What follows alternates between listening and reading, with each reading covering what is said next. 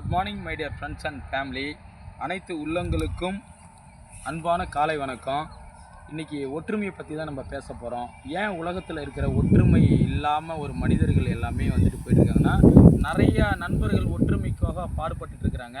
Family வந்துட்டு joint family, அந்த காலத்தில் எல்லாருமே ஜாயிண்ட் ஃபேமிலியாக தான் வாழ்ந்தாங்க.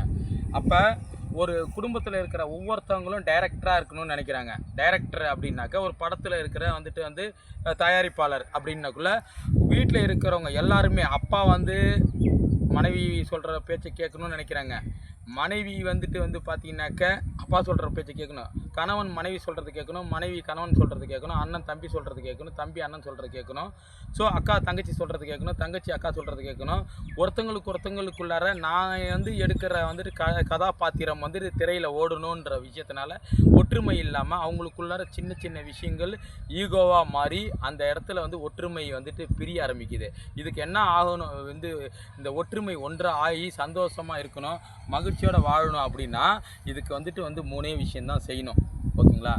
என்ன அப்படின்னா, ஒற்றுமை, சேவை, நலமடைது. எல்லோரும் ஒற்றுமையாக இருக்கணும், எல்லாருக்கும் சேவை செய்யணும், எல்லாருக்கும் எல்லோரும் நல்லா இருக்கணுன்றதை நினைக்கணும். அடுத்தது இன்னொரு விஷயம் அப்படின்னு பார்த்தீங்கன்னாக்க, எல்லாருமே குணமடையணும்.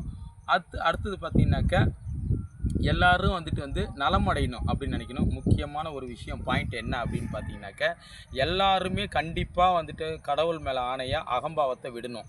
அகம்பாவத்தை விட்டா அப்படின்னா அவங்க இந்த குடும்பம் ஒரு நல்லதான ஒரு வாழ்க்கை வாழலாம். எல்லோரும் குடும்பத்தில் இருக்கிறவங்க அகம்பாவத்தை விடணும். கீழே இருக்கிற குழந்தை சொன்னாலும் அந்த குடும்பத்தில் இருக்கிற பாட்டி, தாத்தா, அப்பா, அம்மா எல்லாருமே கேட்கணும். அதே மாதிரி பெரியவங்க சொன்னாலும் வீட்டில் இருக்கிறவங்க எல்லாரும் ஈகோவை விட்டுட்டோன்னா அந்த குடும்பம் ஒரு அமைதி, நிம்மதி, சந்தோஷமான வாழ்க்கை வாழலாம். காட் மெர்சி மருத்துவமனையிலிருந்து உங்கள் டாக்டர் மணிகண்டன். வாழ்க வளமுடன், வாழ்க வையகம், எல்லா புகழும் இறைவனுக்கே. தேங்க்யூ.